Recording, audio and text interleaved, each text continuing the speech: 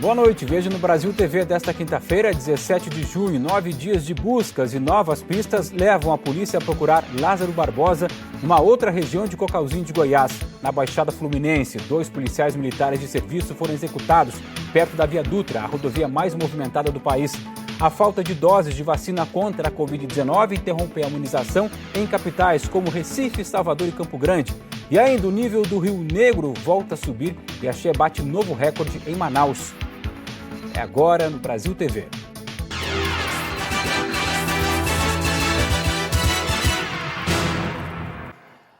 A mega operação para encontrar Lázaro Barbosa continua. Hoje é o 9º dia de buscas. Ele está foragido depois de matar uma família na área rural de Ceilândia na quarta-feira passada. Lázaro foi para as cidades de Cocalzinho, Edilândia e Girassol, que ficam em Goiás, e também fez outras vítimas por lá. E é por lá que as forças de segurança do Distrito Federal e também de Goiás estão nesta mega operação. O sol mal raiou e os policiais já se preparavam na base montada no distrito de Girassol, que fica a mais de 60 quilômetros do centro de Brasília. Eles discutiam as estratégias para esse 9º dia de busca de Lázaro Barbosa de Souza. Antes das 6 da manhã, chegaram viaturas do Batalhão Rural da Polícia Militar de Goiás e se juntaram com as equipes que estavam lá para já seguirem na direção das buscas. E a cada minuto foram chegando mais forças de segurança na base. Polícia Federal, Polícia Civil, Polícia Militar e a equipe do Corpo de Bombeiros. Antes de sair, várias reuniões entre essas equipes, cada uma em um canto da rua, perto da concentração. São cerca de 200 policiais do Distrito Federal e de Goiás se revezando na operação. Eles estão por terra e pelo ar. No meio da manhã começou uma grande movimentação. Mais de 15 viaturas passaram pela base policial e saíram em disparada para uma região de mata do distrito de Girassol. 2 helicópteros levantaram voo, da Polícia Militar e dos bombeiros. Foi nesse que o secretário de Segurança de Goiás, que comanda a operação, pegou uma carona para acompanhar pelo ar a movimentação da tropa. Depois que os policiais receberam uma nova informação, as equipes e viaturas seguiram da base para esse outro lado da BR-070, na direção daquela mata, que fica aqui na região do distrito de Girassol. As viaturas entraram no meio do mato e os helicópteros seguiram a movimentação. Já na terra, o secretário de Segurança também foi acompanhar os desdobramentos da nova denúncia, com uma viatura para a região da mata. Um vídeo circula nas redes sociais. Moradores disseram que foi gravado hoje pela manhã na região de Girassol. Eles afirmam que Lázaro passou perto de um clube. Aí, ó, o cara veio parar aqui. Não foi por falta de aviso, viu? Ontem, Lázaro Barbosa já tinha dado sinais de que tinha aparecido pela região. Segundo o secretário de Segurança do estado de Goiás, ele foi visto por moradores durante a tarde. Tivemos informação que sim. Agora à tarde chegou a informação que ele foi visto em uma determinada região. Esse fazendeiro acredita que Lázaro esteve na fazenda dele ontem. Os vizinhos alegam ter visto o homem perto da chácara ainda pela noite. A gente fica o tempo todo recebendo informação que ora o meliante está num lugar, ora está em outro. Nós ficamos sabendo que foi encontrada uma bolsa na calha do rio que passa ao lado da minha sede. Os funcionários não querem ficar lá mais. Abandonaram os seus postos de trabalho, os nossos animais estão à mercê. Os crimes de Lázaro Barbosa começaram bem antes da chacina da semana passada. Os primeiros casos foram no município de Barra do Mendes, no interior da Bahia. As famílias das primeiras vítimas vivem assustadas até hoje. A polícia baiana também teve dificuldade para encontrar Lázaro há 13 anos. Ele ficou preso aqui na delegacia de Barra do Mendes, acusado de ter matado 2 pessoas e fugiu após 10 dias, de acordo com a Secretaria de Segurança Pública. Foram os 2 primeiros assassinatos cometidos por ele. Os crimes de Lázaro começaram no povoado de Melancia, onde ele morou, a 8 quilômetros da zona urbana de Barra do Mendes. A pequena região tem cerca de 80 moradores. Quando uma moradora que estaria sendo atacada por Lázaro gritou por socorro, os vizinhos que ajudaram a mulher foram assassinados. O irmão de Pedro, agricultor que também vive no povoado, foi uma das vítimas. Deixei meu irmão, quase morrendo. Eu só fiz pegar ele, botar no carro, levei para o hospital, mas já chegou no hospital praticamente quase sem vida. Darcy é a esposa de Pedro. Ela conta que chegou a ver Lázaro fugindo. Quando a gente vinha na estrada de bicicleta, ele vinha, eu vi ele assim mais distante, como naquela trave ali, ó. Aí eu falei, nossa, é ele. E aqui eu corri de bicicleta, mas meu filho. O pai de Adriana, que sofreu tentativa de estupro, conta que a filha deixou o povoado após o ataque. Ela me falou, meu pai, mas será impossível que este homem ainda vai vir aqui para a Bahia, que eu estou aqui assombrada. Esta professora se emocionou ao lembrar a história. Eu acho que ele não tem sentimentos humanos como nós temos, né? Então, no negócio assim, ele foi um menino assim, sempre que ele dava muito trabalho, até acho que os pais, né? O secretário de Segurança de Goiás, Rodinei Miranda, disse que as tropas da Força Nacional de Segurança estão reforçando as buscas por Lázaro Barbosa em Cacauzinho de Goiás. Até o fim da tarde, ele ainda continuava foragido, mas você vai ter a cobertura completa sobre esse 9º dia de buscas daqui a pouco no Jornal Nacional. E olha só, na Baixada Fluminense, 2 policiais militares foram executados. Eles estavam em serviço perto da Via Dutra, a rodovia mais movimentada do país. O crime foi por volta de meia-noite. Os PMs estavam dentro do carro parado perto da rodovia Presidente Dutra, no bairro da Posse, em Nova Iguaçu, na Baixada Fluminense. Os bandidos atiraram várias vezes e atingiram o soldado Sérgio Magalhães Belchior e o cabo Helder Augusto Gonçalves Silveira. Policiais que passavam pelo local perceberam que os militares estavam baleados dentro da viatura. Eles foram levados para um hospital, chegaram em estado grave e não resistiram aos ferimentos. Investigadores da Delegacia de Homicídios estiveram no local dos disparos ainda de madrugada.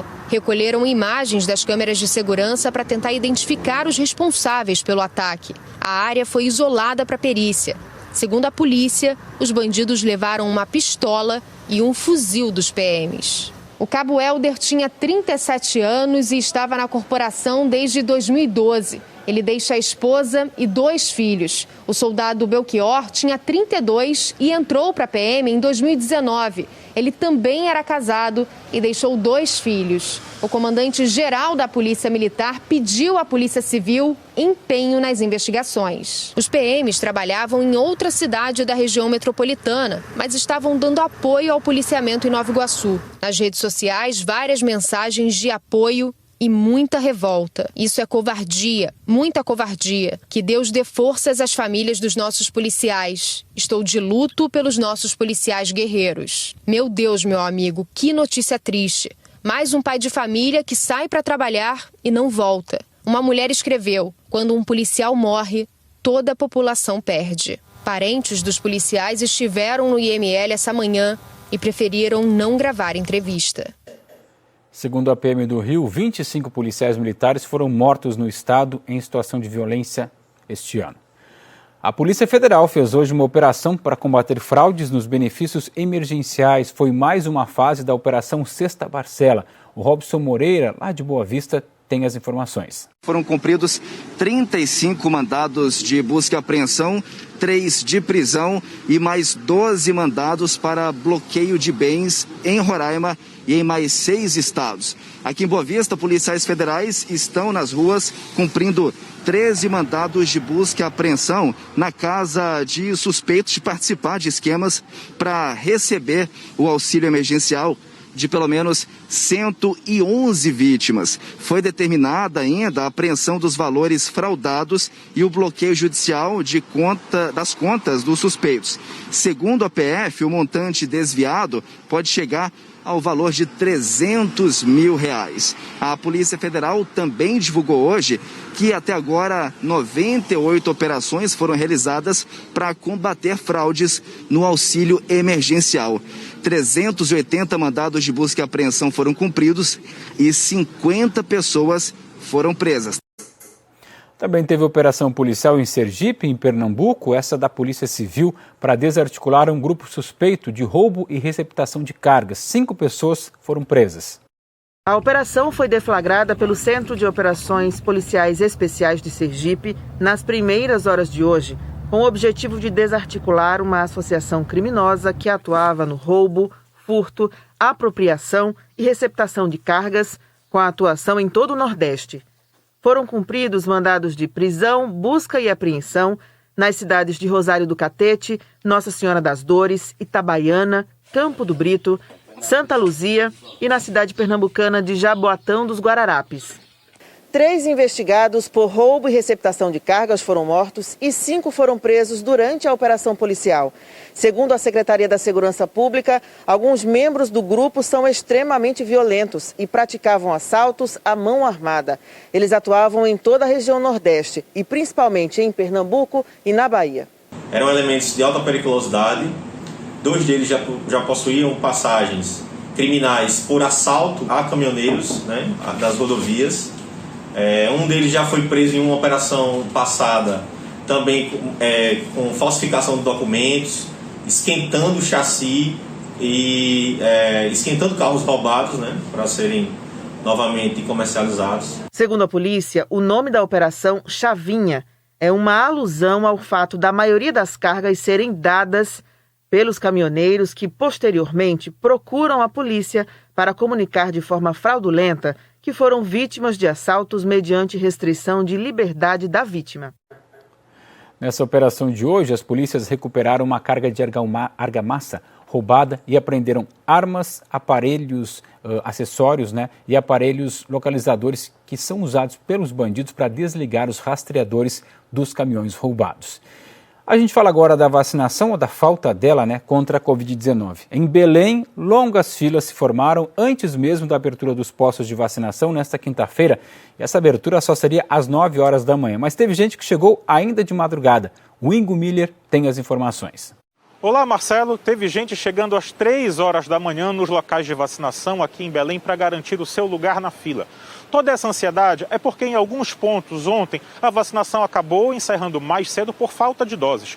É que a procura foi muito maior do que previsto. A Prefeitura de Belém esperava vacinar 30 mil pessoas, mas foram mais de 34 mil doses aplicadas. Isso aconteceu porque no cronograma de antecipação da vacinação, a Prefeitura acabou juntando 2 grupos, as pessoas que iam receber a primeira dose e quem já havia recebido a primeira ia receber a dose de reforço. Para que essa situação não se repita hoje, a Prefeitura limitou a vacinação às pessoas nascidas entre 1962 e 1973 sem comorbidades e também ampliou o número de locais de vacinação. Agora serão 26 pontos em Belém, aplicando os imunizantes. A meta da Prefeitura é até sexta-feira, dia 18, vacinar todo mundo com 50 anos incompletos aqui na capital paraense. Marcelo. E Campo Grande entrou no 5º dia com os postos de vacinação fechados, mas a previsão é de que amanhã eles voltem a funcionar. Olá, Marcelo.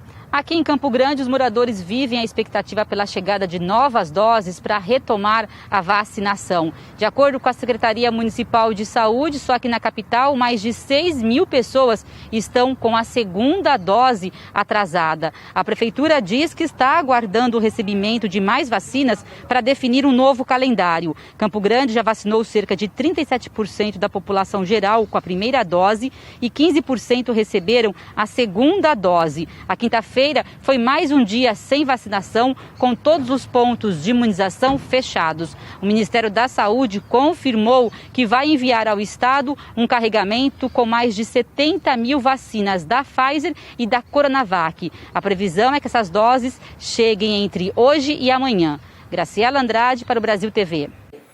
Pernambuco criou um esquema de troca de vacinas entre as cidades para tentar reduzir o número de pessoas sem acesso à segunda dose. A Beatriz Castro é quem conta para a gente.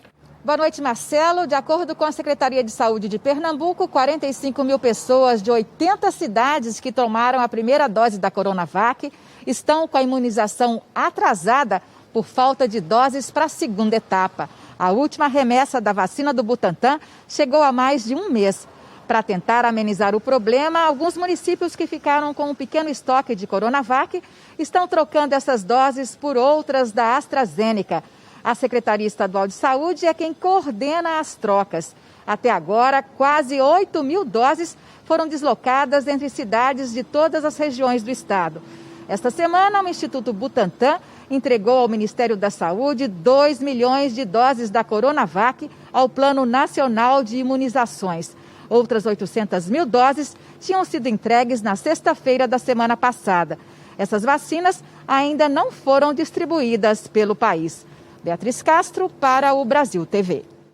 Salvador suspendeu a aplicação da primeira dose por causa da falta de imunizantes. Segundo a Secretaria Municipal de Saúde, a aplicação da primeira dose só vai ser retomada quando um novo lote de vacinas chegar. Ontem a vacinação precisou ser encerrada mais cedo, porque não havia mais vacinas para aplicar a primeira dose em pessoas do grupo prioritário e também em quem tem mais de 50 anos. Quem estava na fila ficou surpreso, teve até uma confusão ali na frente do posto. Algumas pessoas, inclusive, protestaram, fecharam um trecho de uma avenida próxima.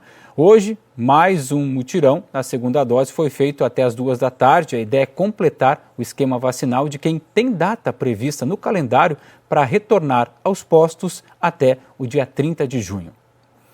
O Ministério da Saúde informou que a partir de hoje começa a distribuir mais 4.200.000 doses de vacinas contra a Covid-19 e que os estados de Pernambuco, Bahia e Mato Grosso do Sul, que a gente acabou de mostrar agora para vocês, vão receber vacinas da Pfizer e também Coronavac.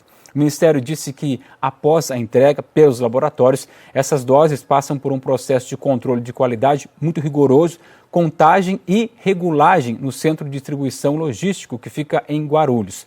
Só então, depois tem uma reunião com os gestores locais do SUS para definir as quantidades. E aí, com esse planejamento nas mãos, as doses são liberadas para distribuição. Segundo o Ministério, os planos de voos são definidos e chegam até os estados em 24 horas. Araraquara, que fica no interior de São Paulo, vai ter um lockdown nos próximos dias. A prefeitura tomou essa decisão porque a cidade registrou alta nos casos de Covid por 3 dias seguidos.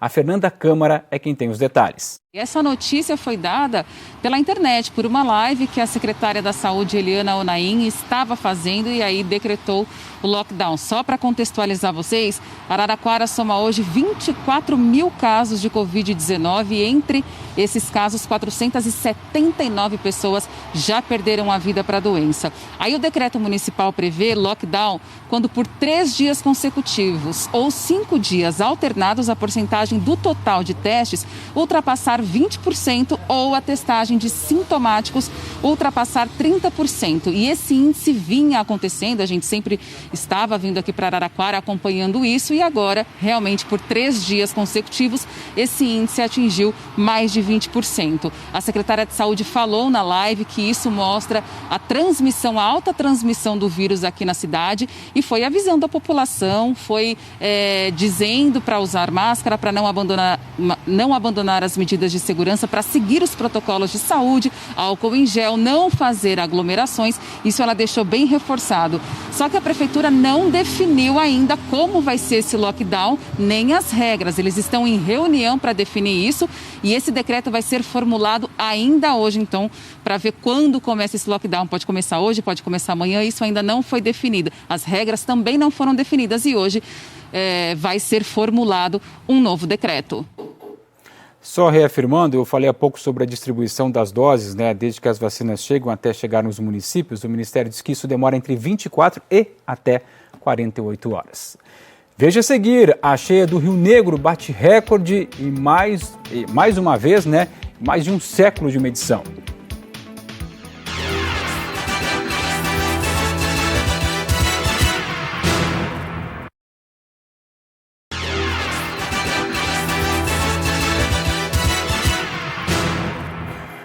Brasil TV de volta com as informações de um novo boletim epidemiológico que é divulgado pela Fiocruz, que mostra que todas as unidades da federação têm pelo menos uma região com transmissão de Covid considerada alta. E o mais preocupante ainda, em 23 estados e no Distrito Federal, a transmissão é extremamente alta.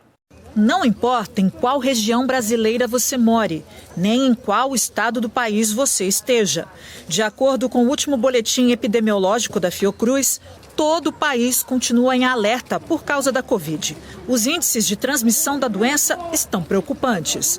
Segundo a Fiocruz, 23 estados e o Distrito Federal tinham pelo menos uma região com transmissão extremamente alta na segunda semana de junho. São as áreas que aparecem em vermelho no mapa. Só os estados do Amazonas, Roraima e Espírito Santo têm regiões com taxas de transmissão um pouco melhores. ainda assim muito altas. Esse resultado mostra uma melhora na comparação com o pior momento de transmissão no Brasil, verificado na segunda semana de março, quando todos os estados e o Distrito Federal tinham alguma região em vermelho. Mas ainda está muito distante do melhor momento, na última semana de novembro do ano passado, quando a transmissão de Covid na maioria do país era considerada alta. A gente ter conseguido uma queda em relação ao pico de março, isso não é suficiente para dizer que nós estamos numa situação segura. Ainda temos um longo caminho para percorrer até chegar em valores realmente baixos e aí sim poder falar que estaremos numa situação segura. Chamam a atenção no mapa duas áreas em azul. No Piauí e Espírito Santo, com taxas de transmissão muito pequenas, com níveis pré-epidemia. São lugares onde, segundo a Fiocruz, a situação é considerada segura. É o nível onde se quer chegar, mas ainda assim é preciso ter cuidados. Esses locais, então, estariam numa situação mais confortável, né? Mas eles também têm que manter em mente que o seu entorno continua numa situação de risco alto, ou seja, isso pode também acabar afetando o seu território, né? Se a gente começar a ter uma baixada de guarda muito grande, isso pode voltar a um cenário preocupante. Os indicadores de transmissão são baseados no número de casos e os pesquisadores levam em consideração a data dos primeiros sintomas. A pesquisa mostra que, mesmo com algumas melhoras no número de casos, a situação no Brasil nunca foi confortável. Por isso, mesmo depois de tanto tempo de pandemia, alguns cuidados que a gente já conhece continuam importantes, como tomar as 2 doses da vacina, usar a máscara, lavar as mãos, passar álcool em gel e manter o distanciamento social. As vacinas, elas nos ajudam muito, mas elas não são uma barreira intransponível. Para que isso ajudar a vacina a proteger, a gente também tem que fazer a nossa parte de manter os cuidados individuais. Com isso, a gente vence. Com as fortes chuvas na região amazônica, o Rio Negro voltou a bater um recorde histórico. Luciano Abreu é quem conta pra gente. Foram 8 dias de estabilidade. Chegou até a recuar 1 centímetro. Mas aí o Rio Negro voltou a subir. Está hoje com 30 metros e 2 centímetros. É uma nova marca histórica. E nesse nível, a paisagem do centro de Manaus muda. Reflexos da maior cheia em mais de um século. Onde passavam carros, só passarelas. Em alguns trechos, a rota dos ônibus precisou ser alterada. Até uma feira inteirinha teve que ser transferida para uma balsa. No centro comercial, vendedores convivem com lojas alagadas e tentam se adaptar à realidade. Diz que era para iniciar agora dia 15, né? Mas, pelo visto, só tirando água, só está piorando. A cheia ganhou força com a chuva. De acordo com o Serviço Geológico do Brasil, a chuva acima da média dos últimos dias 13 e 14 de junho aumentou o volume das águas do Rio Negro. Só que o fenômeno não ocorreu só aqui na capital. A região metropolitana também foi afetada. Em Manacapuru, o rio Solimões também subiu 3 centímetros e registrou a maior enchente até hoje. Meu Deus do céu, essa enchente tá demais. Já tinha visto alguma cheia desse jeito? Não, pela primeira vez. Em toda a história do município de Manacapuru, pela primeira vez eu vejo uma enchente tão cruel, né? Na região, quando um rio estabiliza, recua e depois volta a subir, o fenômeno é conhecido como repiquete. Para a pesquisadora do Serviço Geológico do Brasil, apesar de parecer um repiquete, o que acontece agora é diferente. Com o rio ainda enchendo, a expectativa é outra. O que a gente espera, na verdade, é que esses 3 centímetros que subiram logo se retornem ao normal, né? O rio deve continuar descendo, né? Como eu sempre explico, a vazante ela é lenta e gradual. Então, muito provavelmente, essa retomada de subida ela não vai se manter pelos próximos dias. Nesse processo demorado de volta ao normal, 24 mil pessoas seguem afetadas pela cheia do Rio Negro em Manaus. Na capital, a Defesa Civil afirma que construiu 13 quilômetros de pontes e passarelas de madeira. Mas em muitos becos alagados e repletos de lixo, as pontes ainda não chegaram. Por aqui, cada passo precisa ser muito bem calculado. Para se chegar na casa da Dona Maria das Graças, a equipe testa o equilíbrio. Ela amontoou o que pôde dos móveis para fugir da cheia. E agora espera por ajuda. Desde o começo da alagação ainda não chegou. Da enchente ainda não chegou nenhuma ponte aqui. Nós estamos aqui num verdadeiro descaso aqui nesse beco aqui. Estamos passando só pela misericórdia de Deus, pela ajuda dos vizinhos mesmo que fazem ponte aqui, dentro para a gente passar. Dos 62 municípios do Amazonas, 49 estão em situação de emergência por causa das cheias dos rios. Que a situação melhore por lá, né? O Brasil TV fica por aqui, te lembrando que o Jornal Nacional começa às 8h30 da noite, pelo horário de Brasília. Para você, uma boa noite e até amanhã.